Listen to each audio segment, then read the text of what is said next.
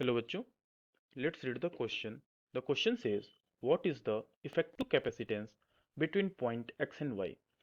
Given question में हमें 5 capacitors का एक कॉम्बिनेशन दिया हुआ है और हमें इसका इक्विवेलेंट कैपेसिटेंस या इफेक्टिव कैपेसिटेंस बताना है। इस अगर सर्किट को हम और सिंप्लीफाइड वे में बनाना चाहें तो this will be our 5 points, that is a 4 points, this will be the point D, this will be the point C and this will be the point B. अब एक एक कैपेसिटर को हम इसमें बना लेते हैं।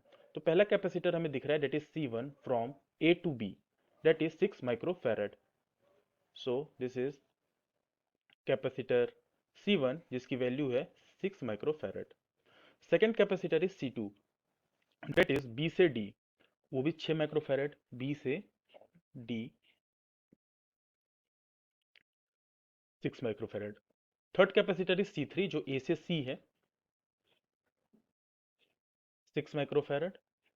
C4 जो हमारा दिया हुआ है वो है सी से D 6 microfarad, 6 microfarad.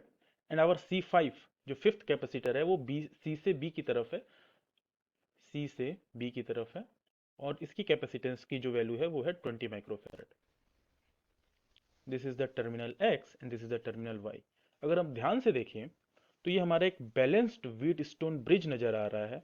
Balanced wheat stone bridge का मतलब जो करंट है वो यहाँ से चलेगी, यहाँ पे इक्वली डिवाइड होगी, यहाँ जाएगी। ये जो बीच का ब्रांच है इसमें करंट नहीं जाएगी क्योंकि ये एक बैलेंस्ड व्हीट स्टोन ब्रिज है, और करंट वाई टर्मिनल से बाहर निकल जाएगी।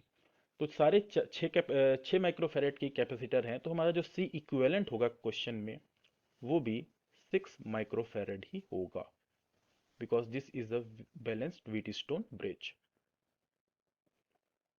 So option D will be the correct option. I hope you understood it well. All the best.